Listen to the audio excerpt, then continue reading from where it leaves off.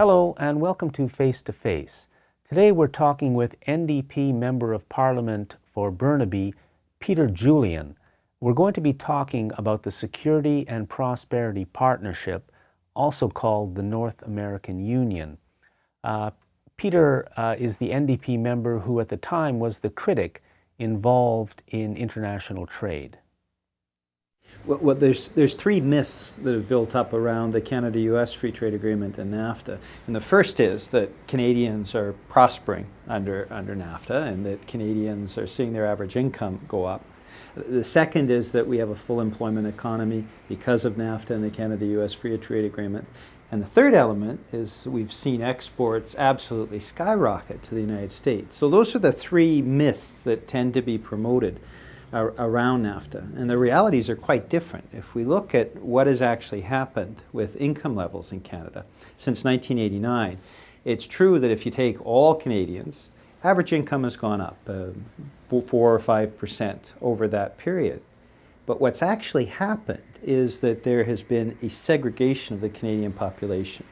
The wealthiest 20% of families, those families earning more than $85,000 annually, have seen their income skyrocket, nearly 20%. That's what Statistics Canada tells us.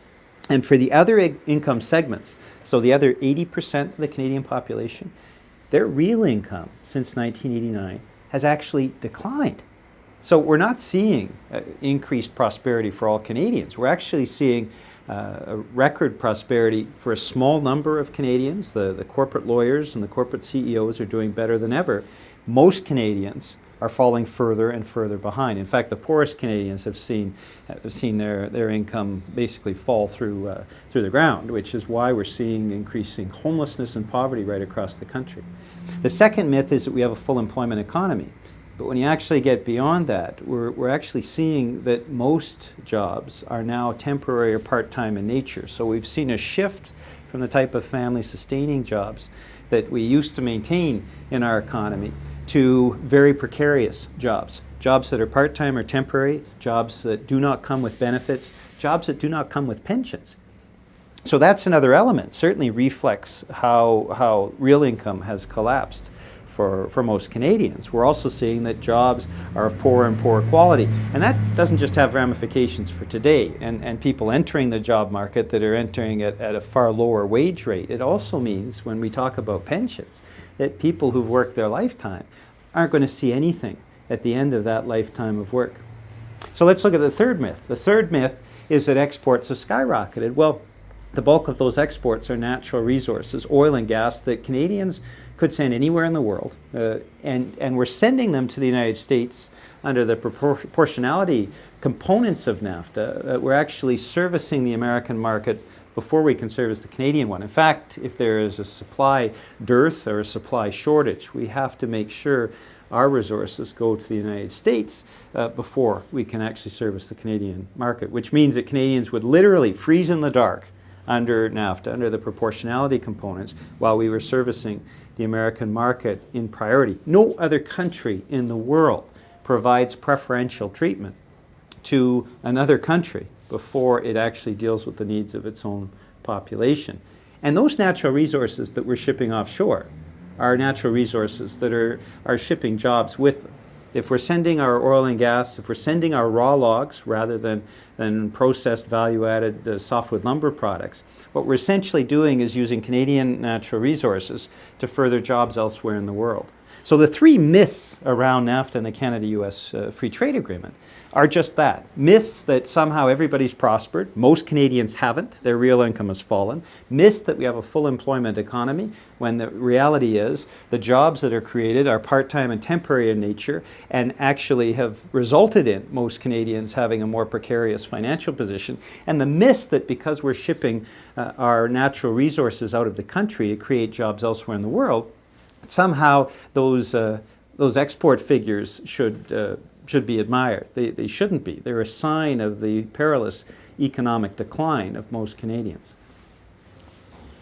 Yeah, very good. That certainly fits in with where I am, financial precariousness. You know, I'm being visited right now by some in-laws, and you know, their children are in exactly that boat. One who works for a company, his job was just sent off to India, and the daughter is working for, you know, she's, I think, early 20s, working for Tim Hortons and one other place. You know, where's the future in that? And there's lots of those jobs around, but there may not be anything else. So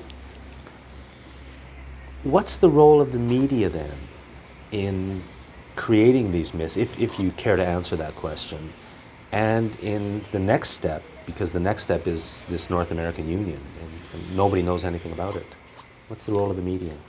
Well, the role of the media, increasingly in Canada, we're seeing the same kind of narrowing of what is permitted level of political discourse that we've seen in the United States. And Noam Chomsky, the great American intellectual, talks about the goalposts. Basically, the goalpost setting what is the permitted level of public debate with the corporate media. And Noam Chomsky points to, for example, rather than talking about poverty and homelessness, the provision for social housing as part of the important public debate, that we simply talk about tax cuts, and the permitted level of political debate is how big should those corporate tax cuts be? Should they be small or should they be large? So the goalposts are set very narrowly within an ideological underpinning to say this is what we can discuss in the democratic society. We can't go elsewhere. Well, the NAFTA, the SPP, the Security and Prosperity Partnership, the potential for deep integration, which is often called as well a North American Union, where Canada basically gives up its sovereignty and becomes an appendage of the United States, that's outside of what is the permitted level of political debate. And that's why, despite the fact that the NDP raises consistently in the House of Commons and in Parliament issues of concern around the secrecy of the Security and Prosperity Partnership, issues of concern around the falling standard of living in Canada as a result of the Canada-US Free Trade Agreement and NAFTA, we don't get those issues picked up by the corporate media because it falls outside the bounds of what, generally speaking, the media chains, the corporate media, permit as a democratic debate. And this is, I think, a concern within the progressive movement generally. What we get is a permitted level of debate that is right-wing in nature. It is conservative in nature. It basically stretches from the center-right, the Liberal Party, to the further right, which is the Conservative Party. There is very little permitted political debate on what are progressive issues. And what that means is that most Canadians, who generally are progressive in nature, are excluded from having the kind of debate within within the mainstream media, the corporate media, that are on issues that engage them. We're excluded from what is an extremely important part of the political discourse. So as a result, increasingly, progressive Canadians are relying on alternative media, the independent media, alternative press, to get the message out and to have those discussions and debates that are very meaningful within Canada and necessary to have, but that aren't taking place within the corporate media, the mainstream media, that increasingly mirrors an American media, right-wing in nature, very limited political discourse, very limited political discussion. In a sense, it's corporate censorship of the public domain and the public discourse and public debate. I couldn't agree more. You started off by talking about what the Free Trade Agreement and NAFTA have brought us. But now we're on the verge of something else. And what is going on now with what people call the North American Union, which is just a name, but also the Security and Prosperity Partnership, which is a document that has or has not been signed and is being worked on. What is happening now with that, and where is it taking us? What's happened is we've seen with the Canada-US Free Trade Agreement, Canadians giving over a significant part of it, of our own sovereignty, our own ability to make decisions in the best interests of Canadians. That was moved further with NAFTA, which, as we all recall, the Liberals said that they would tear up and never did. And now the agenda is moving even further. We're now moving into the Security and Prosperity Partnership, which is an attempt to have Canada give up its ability to set regulations or set standards in Canada that are different from the United States. In other words, we will accept lower American standards in important areas like food safety and air safety in an effort to be so-called more competitive. So the SPP, the Security and Prosperity Partnership, pushes that envelope even further. And the logical conclusion to that is deep integration and the North American Union, which is essentially Canada giving up any levers or any ability for us to control our own destiny. There's two fundamental problems with that. For the first one, of course, is that the idea that increased prosperity comes from increased integration with the United States is simply a crock. And it's very clearly demonstrated by the fact that since 1989, most Canadians are poorer off under NAFTA. There's been no serious political consideration of what that means. There's simply an ideological bent that more must be better.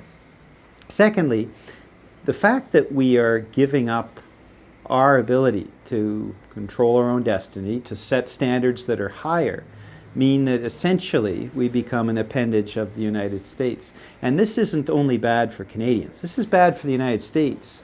Progressive Americans have traditionally looked to Canada for the kind of changes that within the American political framework, Americans are unable to achieve. Universal health care being just one example. And Americans, progressive Americans, look to Canada for inspiration to get a better quality of life for their citizens. The United States very clearly has seen a collapse of their middle class. They see an even greater gap between the rich and poor that we have in Canada. But we're developing essentially a policy and a political structure that mirrors the United States. So most Canadians will be worse off in that kind of scenario.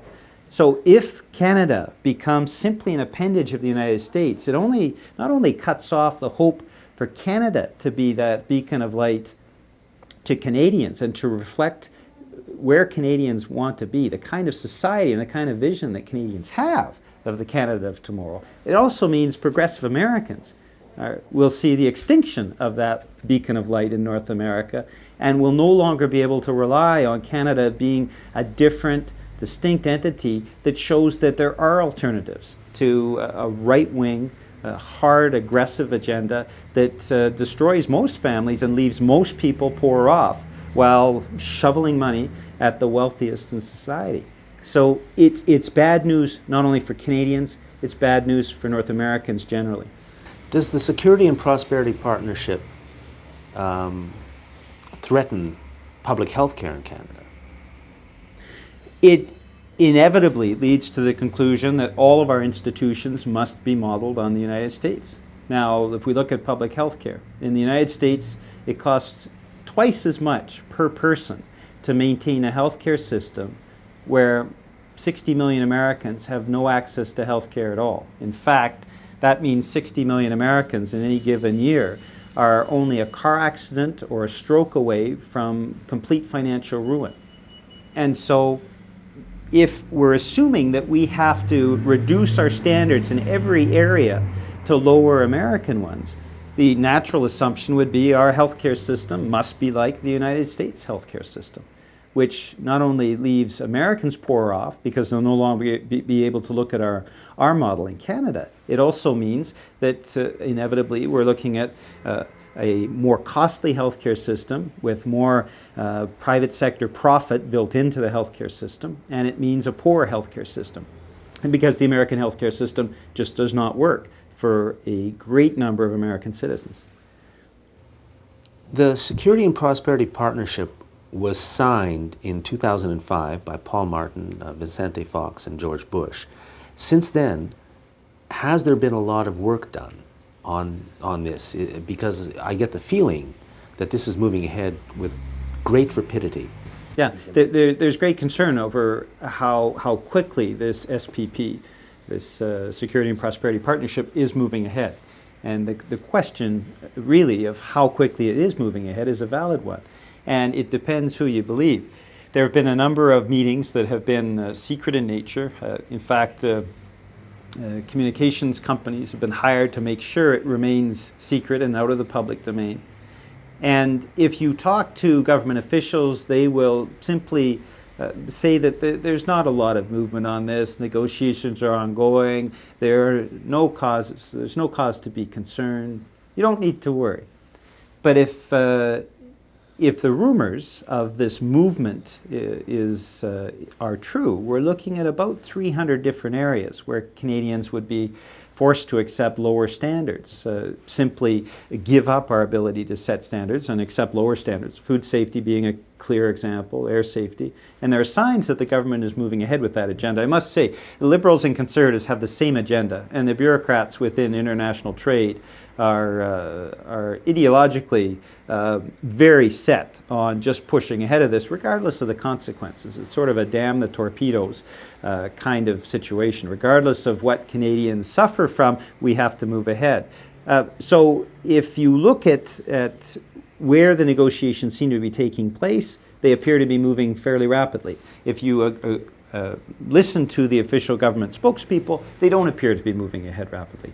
What we're doing in the NDP is filing access to information requests in a whole variety of areas, and we're hoping to get answers to this soon to find out exactly what the lay of the land is. How far advanced is the government in this agenda, and what are they giving up? Are you or the NDP involved in any way in being at the table while these discussions are going on? Because it's clear that a lot of discussion is taking place.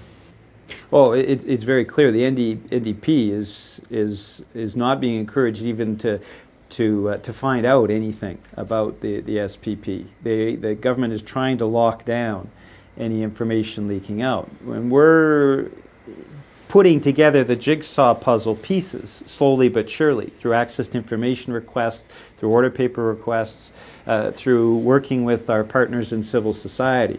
So we don't have a complete portrait yet, but we have more and more pieces of the jigsaw puzzle, and the picture is becoming clearer and clearer. But this is a right-wing driven, ideologically driven agenda, and that means the Liberals and Conservatives are involved heavily.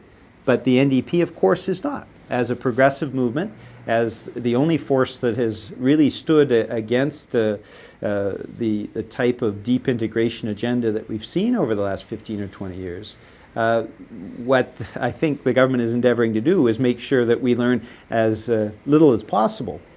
Because they know the more we learn, and the more we're speaking out on this, even with the fact that the corporate media is not allowing this kind of public discourse to be out in the open, through other sources, through independent media and through consultation with civil society partners, we can help make sure that there is a broad political movement to end this type of constant capitulation that Canadians, I think, resent more and more.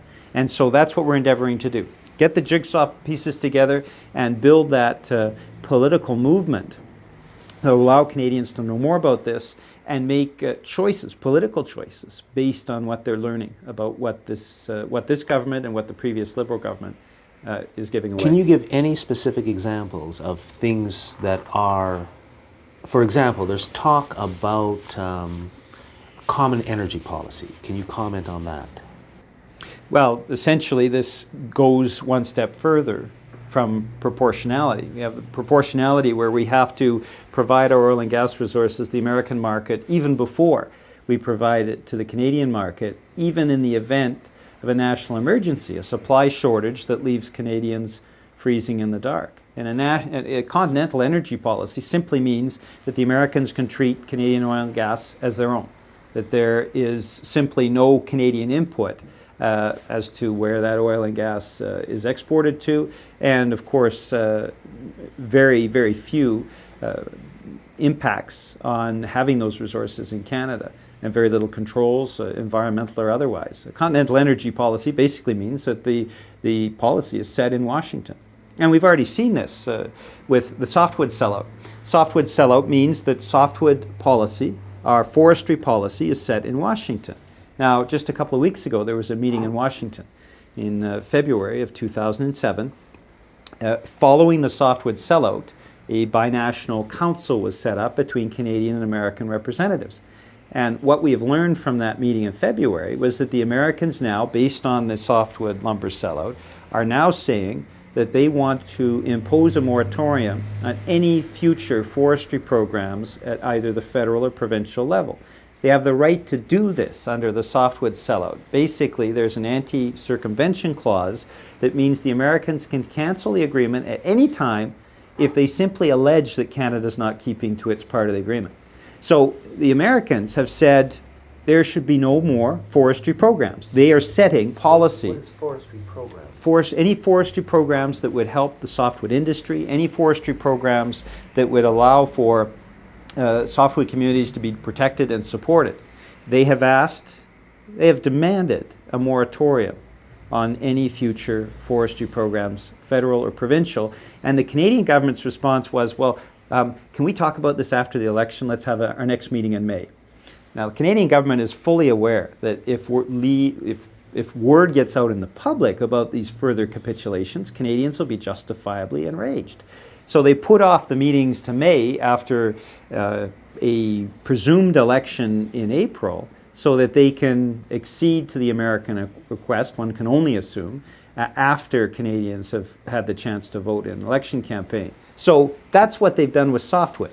Softwood policy, forestry policy is now being set in Washington. And with this new continental energy strategy, it will be exactly the same for the energy sector and for a number of other sectors. It means that Canadians give up the levers of control over our own economy, over our own destiny. And most Canadians profoundly reject that. But we have Conservatives and Liberals who are simply used to capitulating, who see Canada as an appendage of the United States, Canadians as second class in North America, and basically don't see any problem or any difficulties with giving up all of our democratic control so that things can be decided in Washington, D.C.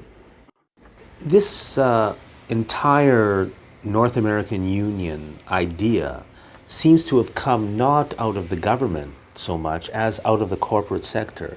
My understanding is that back in 2005, it was the corporate sector that brought together the leaders of the three countries and presented them with a document called the Security and Prosperity Partnership that the three leaders signed on to, and from then on took it as their own and began to move the government into creating what the Security and Prosperity Partnership says.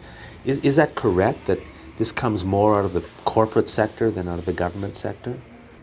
It comes out from a portion of the corporate sector that is very ideologically driven, there's no doubt. But the corporate sector has always had its own objectives. The problem comes when you no longer have a government that balances those objectives with the interests of the country as a whole. And what we've seen under the Liberals and Conservatives, particularly over the last 15 to 20 years, is a complete abrogation of any response when that narrow, ideologically driven portion of the corporate sector comes calling for more drastic corporate tax cuts or a dramatic cession of Canadian sovereignty, Canadian independence to the United States. The governments, Liberal and Conservative, simply rolled over. So have we essentially lost any semblance of democracy and we've become a corporate-controlled nation?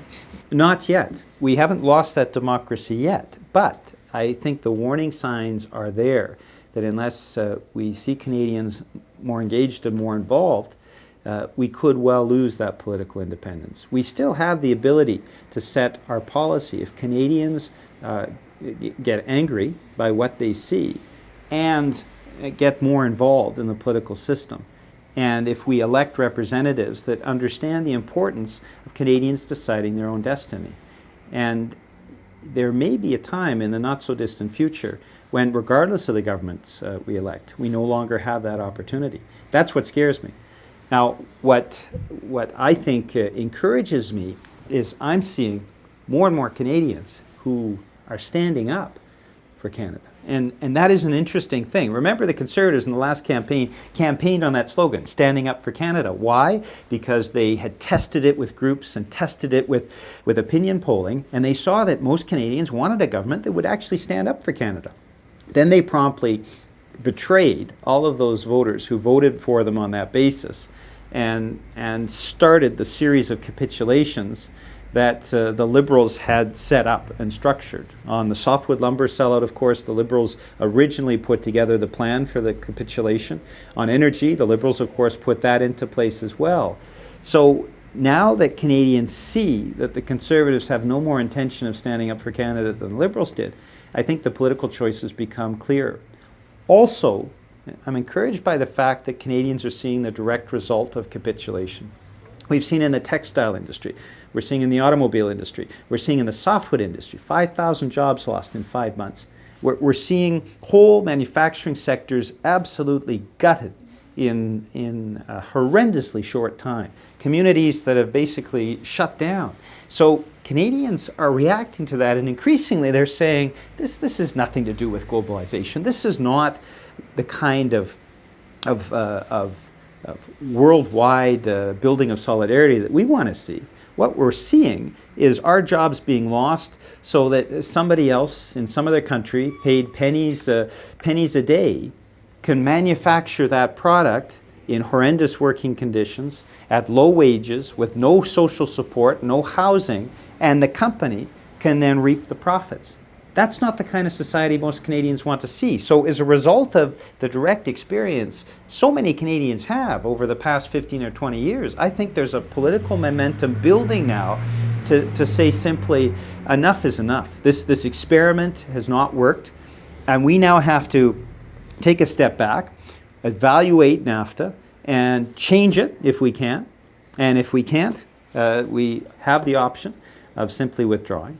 But I think most Canadians would say what we need is an agreement with Canada, the US, and Mexico that involves progressive forces from across North America, that has social and labor standards that are strong, that has environmental standards that raise all three countries up. That's what they'd like to see.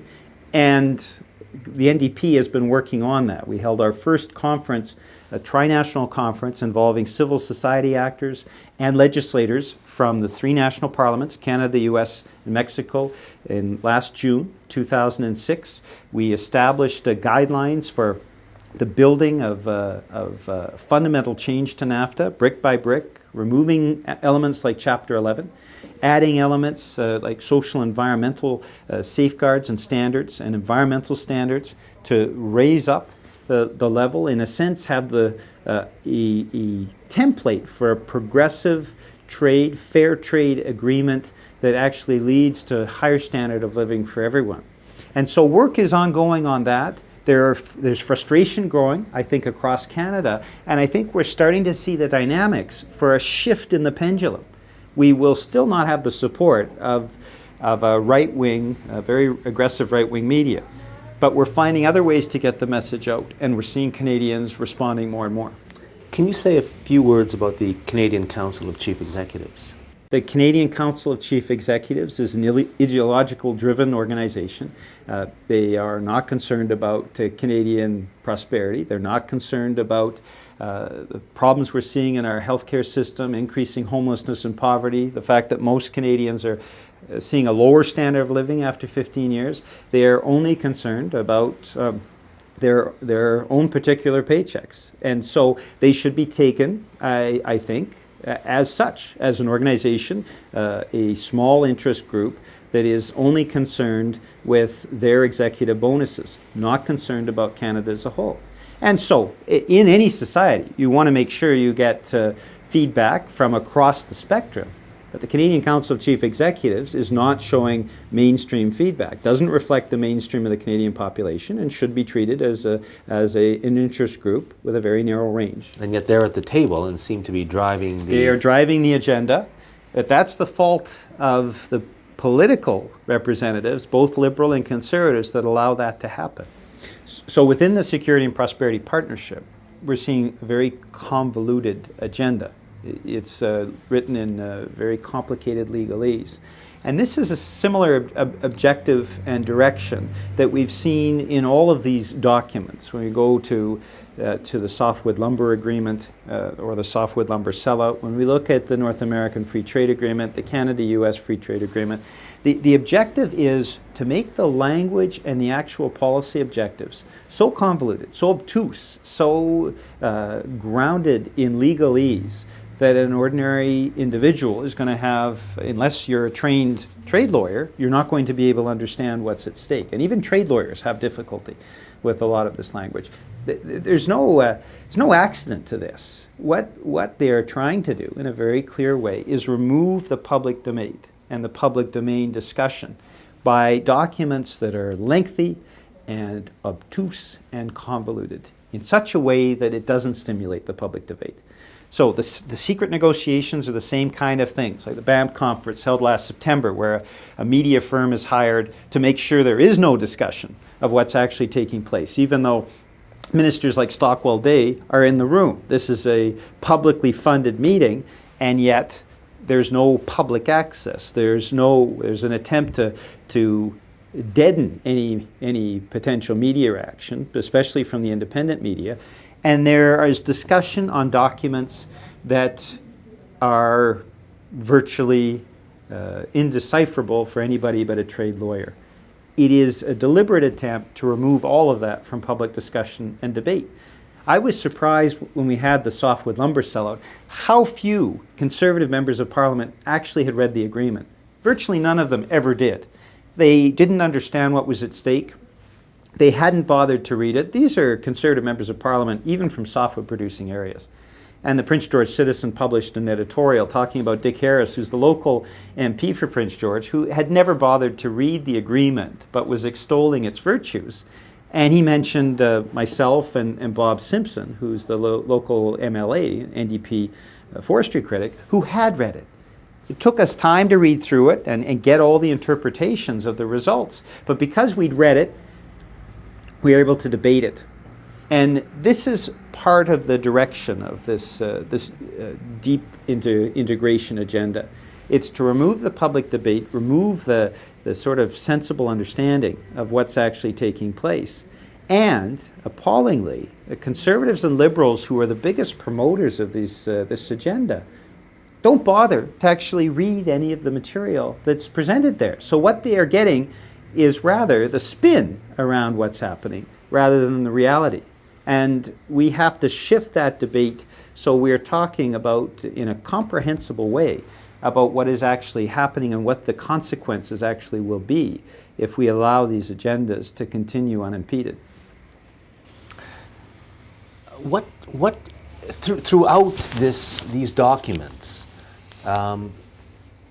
the driving force over and over again is security and prosperity, which is even the name of the document. What do they mean by security and what do they mean by prosperity? Well, I don't think it is. The Security and Prosperity Partnership is buzzwords that they hope will essentially hide what they are trying to do.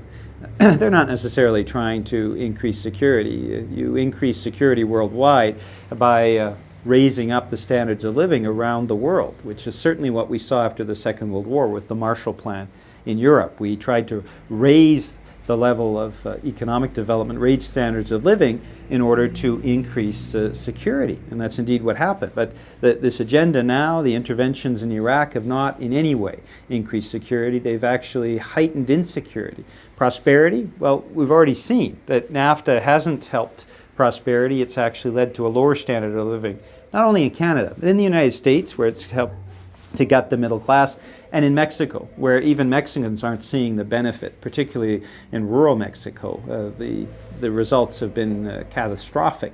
So it's not a security and prosperity agenda. Those are buzzwords designed to really hide what the real objective is. The real objective is to increase profit for a small minority of people in North America, corporate CEOs and corporate lawyers. And that's where government has that role of balancing off. Sure, they can be as greedy as they want, but we have to balance that with what's in the public interest. That's why we need public officials who are able to say, hold on, that agenda is not appropriate. Stop that. This is where we really need to go. And that's why we're endeavoring to create that alternative, a NAFTA that is replaced brick by brick in such a way that most North Americans can actually see what they want to see, a better standard of living, quality of life, social, labor, and environmental standards throughout North America. Is there a NAFTA superhighway being planned or built? I've heard rumors of that. I think that's not the real issue. Whether there's a highway being planned or built, that's not the concern. The concern is the erosion of democracy, democratic debate, the erosion of standards, the loss of our ability as a country, Canada, to actually make decisions that are in our own interests. A highway that's built under that kind of context, or any other initiative in that kind of context, is simply the end result of the erosion of having that ability to say what is in the public interest and what's not, to have that democratic debate or not. I mean, the worst case scenario over time, over the next few years, is that we lose every lever of our democracy, of our ability to make decisions in Canadians' interests, and can no longer get it back. That we've lost it, and we are now so encumbered by that, by those decisions made by a small portion, by the elites who profit from it, with no public debate, because democratic debate would overturn that kind of decision.